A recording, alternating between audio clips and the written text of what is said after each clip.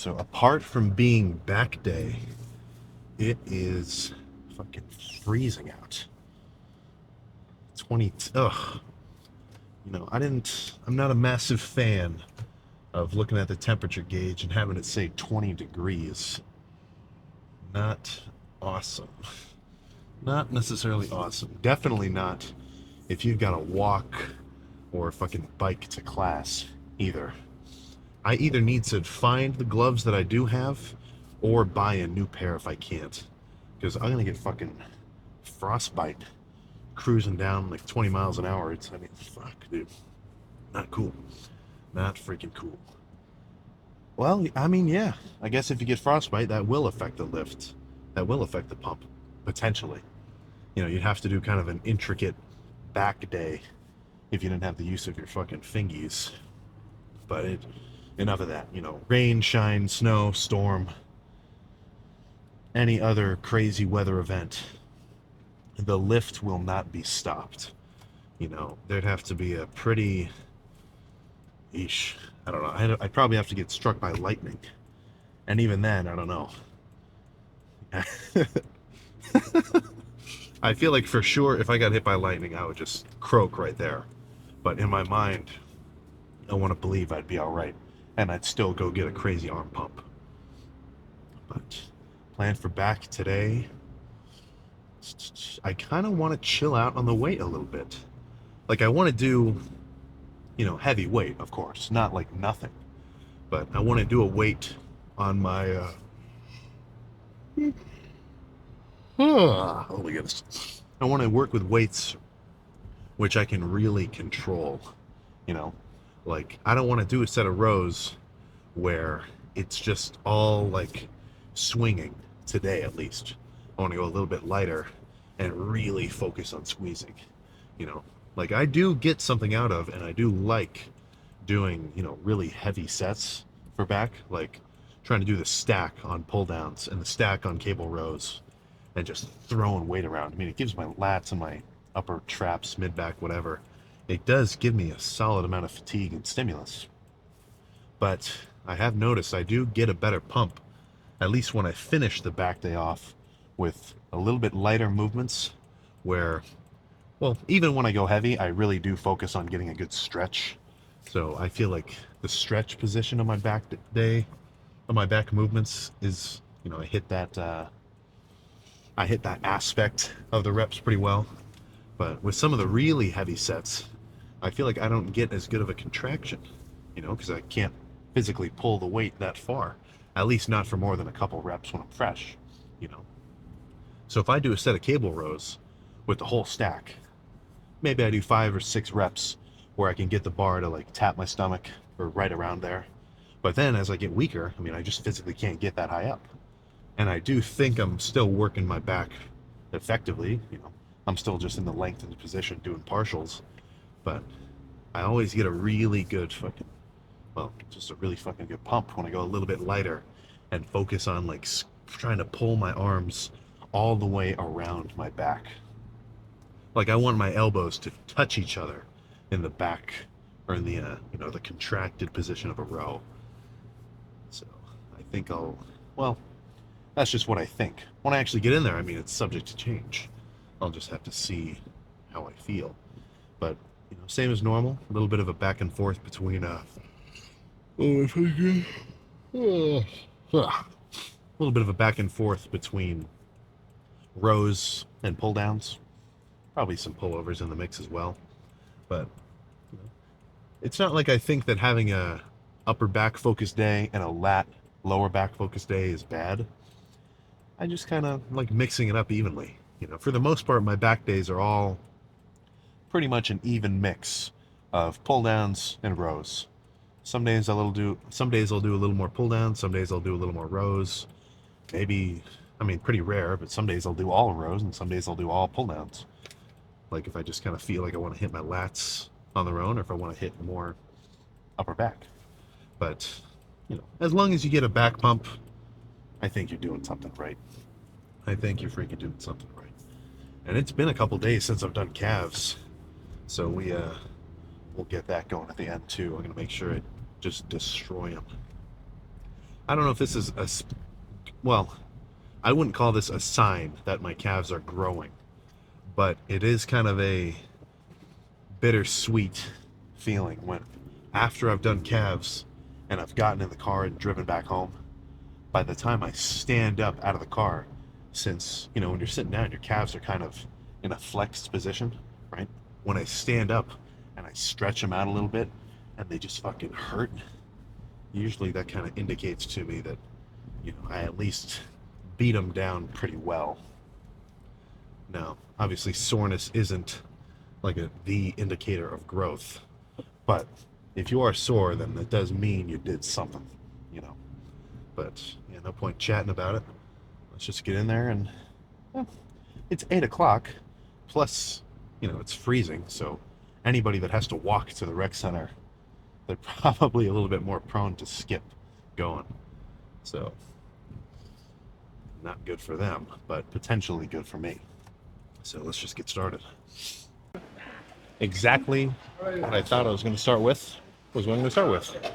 I know that sounds redundant, but just because I have a plan in my mind of what I'm going to do when I come in, I've still got to actually see what equipment is available.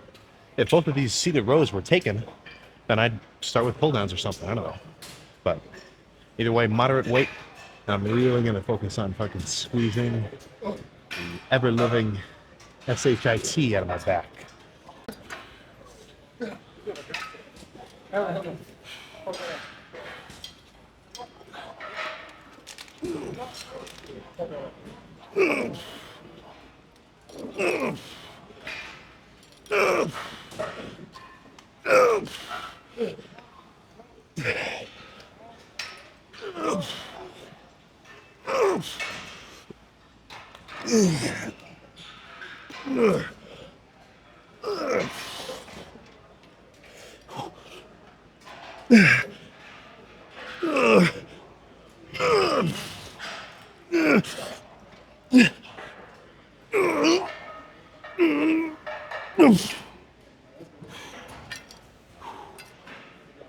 Oh yeah.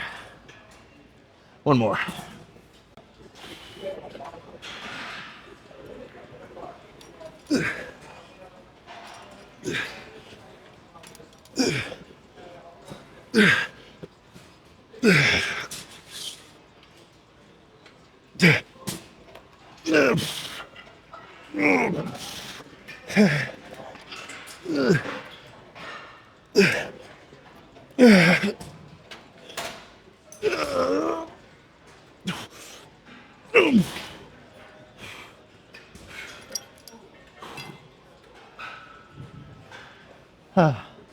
Obviously, good squeeze, good stretch. I love the partials at the end. But little anecdote, straps, I swear, well, I guess maybe not for you, but for me, game changer with how much I can squeeze my back and take my forearms and biceps out of rowing and pull down movements. Let's do some fucking pullovers. Machine pullovers will be good. It's been a while since I've done them too. This is kind of a funky movement, and I say that just because I've tried a lot of these pullover machines, and some I like, some I get a good squeeze, and some I just fucking don't. So another movement where sometimes you might just have to try it out and see if it feels good on the specific day. But let's just throw it around. I might do a couple here. We can talk about the execution as we do the sets.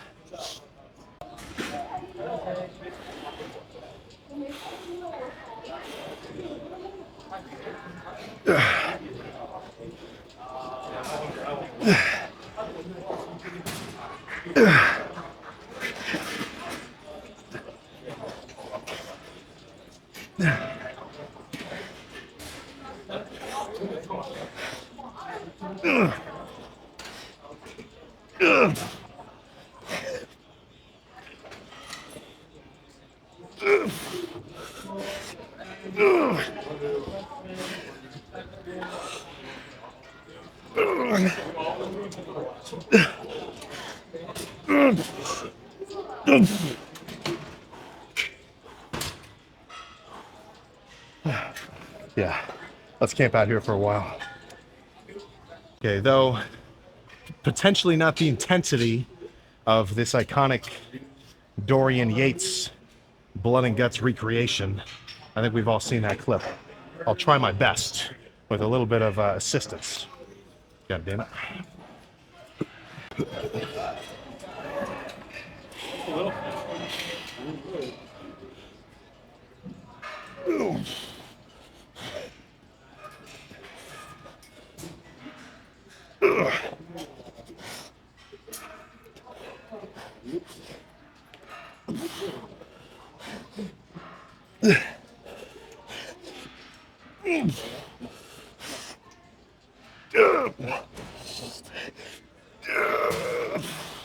Come on. Come on. Come on. Are you?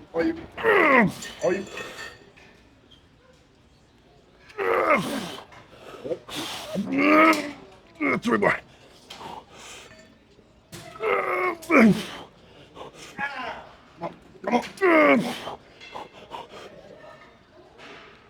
Come on. Okay. Buddy. What? Yeah, buddy. Yeah, goddamn right. That felt way better than the first set. I might have you help me on one more. Nice squeeze. Yeah, I can get you.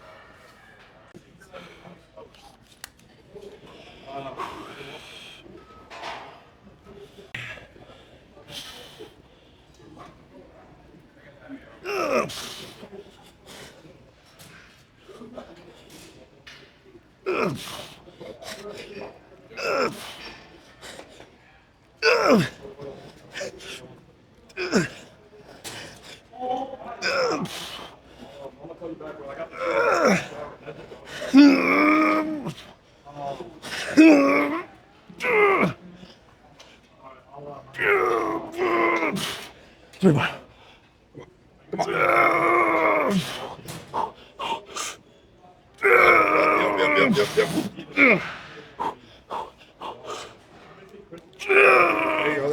There you go. Yeah, buddy. Yeah. That's enough of that. Let's move on. All right, I'm working in, so no time for a monologue. Let's just hit this set and check the pump.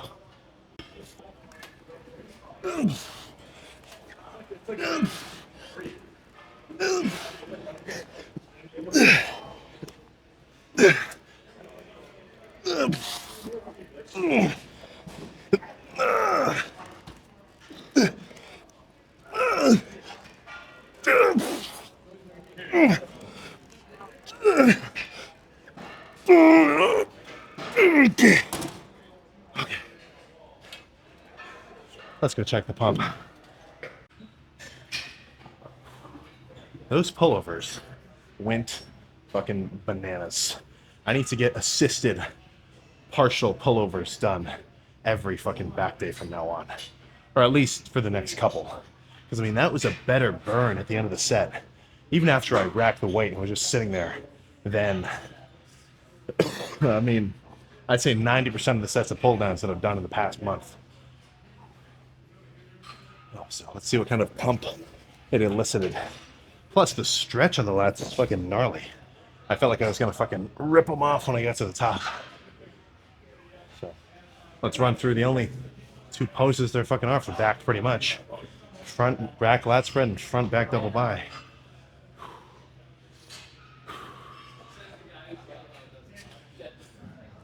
Oh my goodness. I feel like a magician. My waist disappeared. Oh man.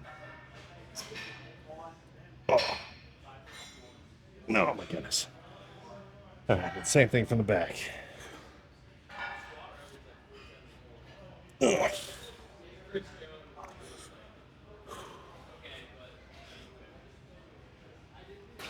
Oh, fuck. Even just fucking holding those poses burns, man. But, hey. Let's pump to hell. I feel like, hey, who am I?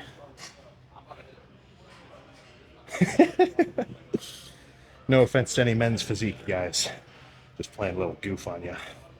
But crazy fucking pumped.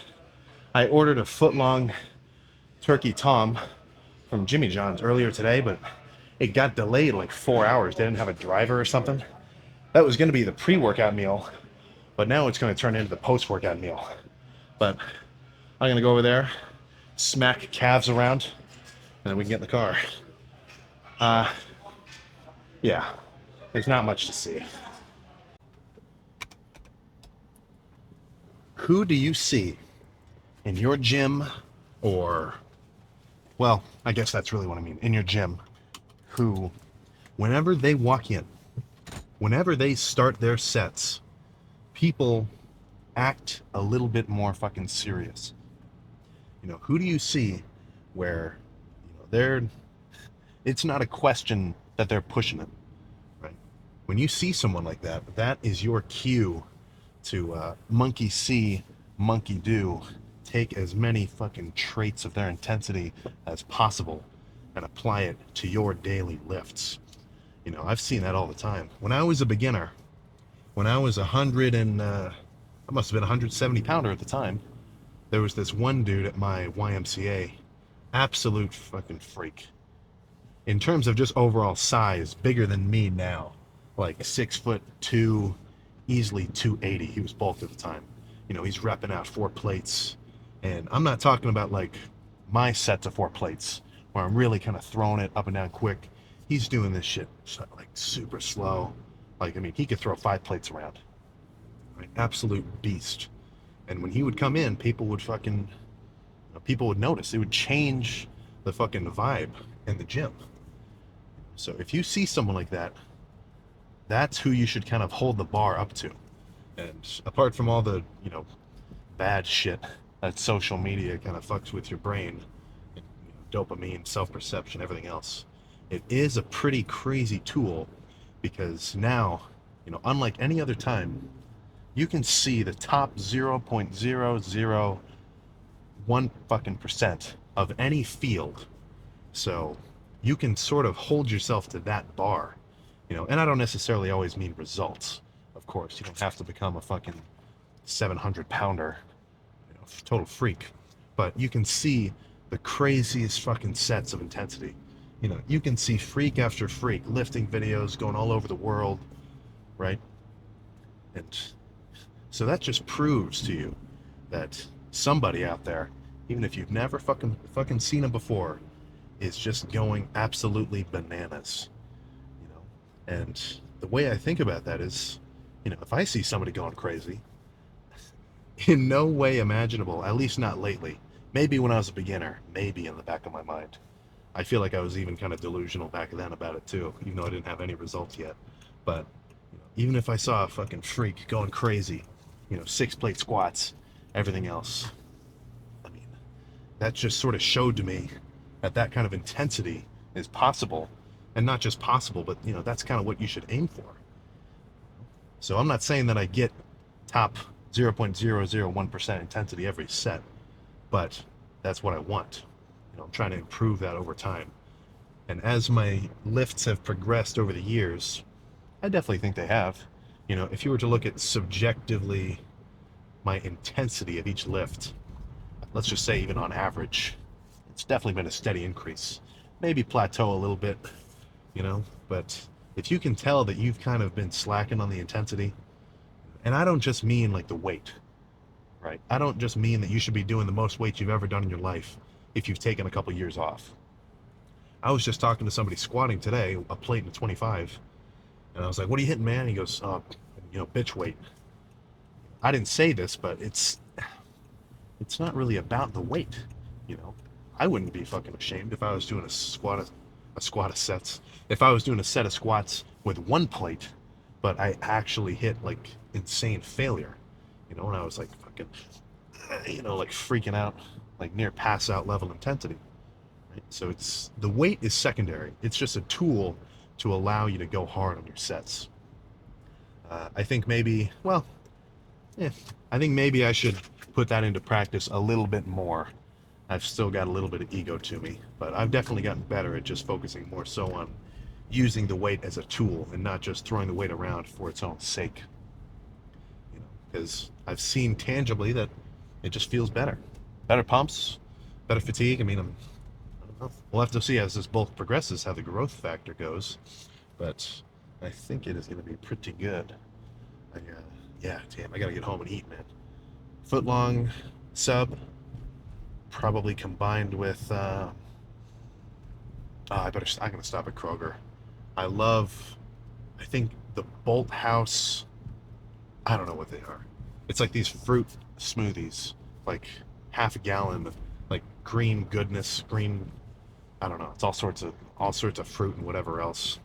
So not only is each one of those things like 200 grams of carbs, which that's 800 calories down like nothing, but ton of fucking little electrolytes and vitamins too. Right? I'm not a total well. I always get a bad rap for kind of saying that supplementing your diet with vitamins will make up for the fact that maybe you didn't get all of your potassium from, eating 5 whole potatoes that day, or your iron from eating leafy greens or whatever else. Yeah, this person did not know when to go on that four-way stop, but I still kind of believe it. But no, I mean, look, man, you're right. You're right, dude. I should be eating way more fucking broccoli. How about you eat enough broccoli for the both of us? I'm gonna keep drinking my shakes and taking all my vitamins and fish oil. But tomorrow's gonna be arm day. Probably gonna still chill out on buys, but they will come back. I do think this will be kind of a good break. Not necessarily because my biceps are like out of this world, but triceps are lacking a little bit in terms of my arm development. So maybe a week or two of just tries on arm days, give them 100% attention. I'll start blowing up, man. Big ass triceps. That's really what's going to contribute to your arm looking crazy freaky, right? Big biceps are cool, but when you do a double bi, or when you flex your arms, when your tricep just hangs underneath, I mean that's where the freak factor comes in. And then bicep peak, that's cool too. That's cool too. I'll probably throw some forearms in as well. But calves was good. Calves ended up being on the seated calf raise.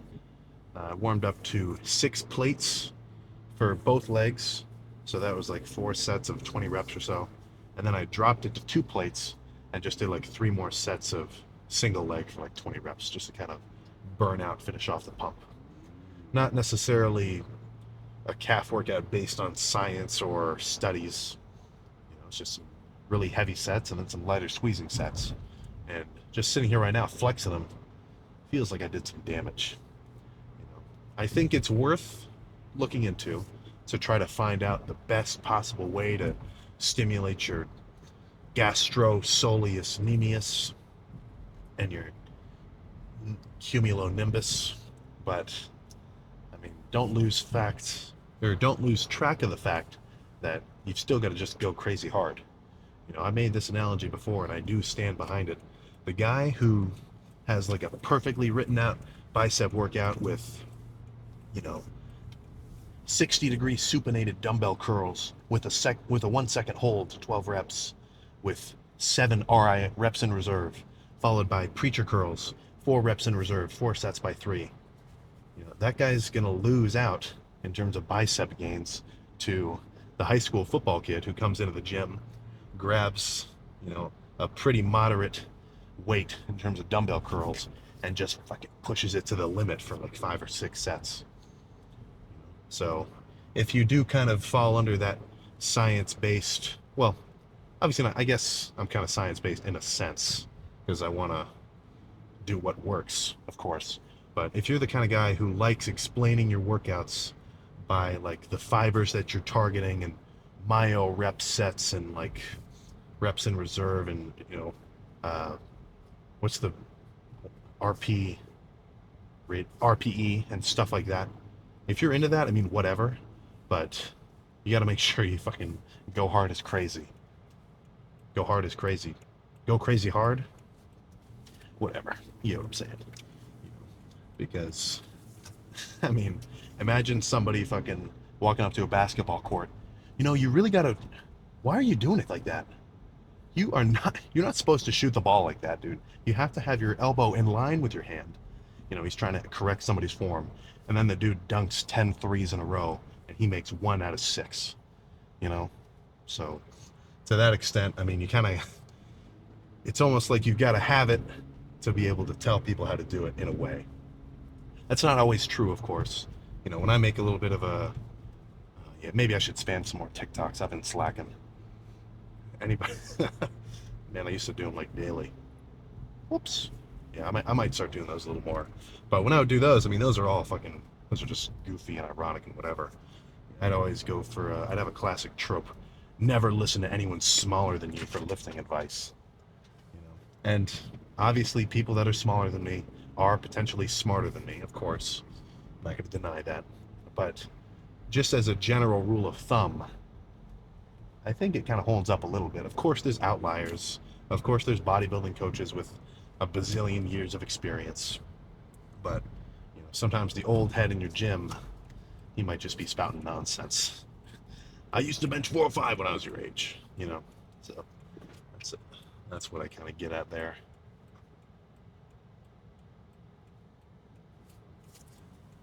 What is going on here, man? How complicated is a 4-way intersection? Right? If he stopped before me, you'd think he'd go. Whatever. Time to go home, eat, play Fortnite with little bro. I'll clip some of it one day and add it in at the end as a little goof, but maybe not today. And then eat some more.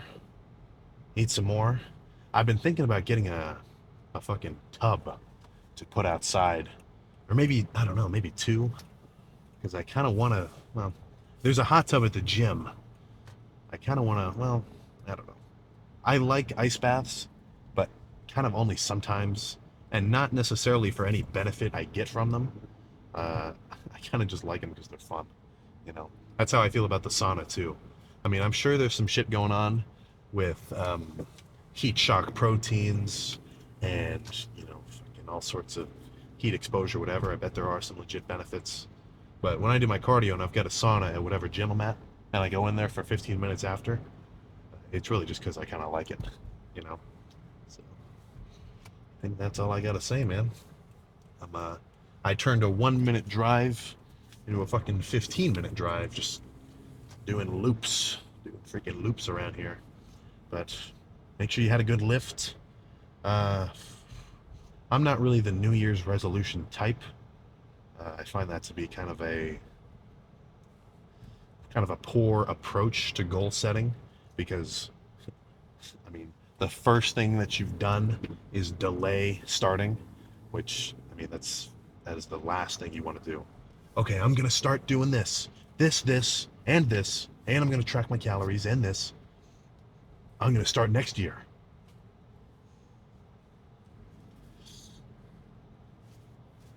Ooh, not so sure about all that, but yeah, maybe if that's you though, if that's your deal, you wanna set a resolution. Maybe set your resolution to start doing some cardio. Right? Let's just leave it at that. So I'm out. I'll see you tomorrow for triceps, forearms, and whatever the heck else.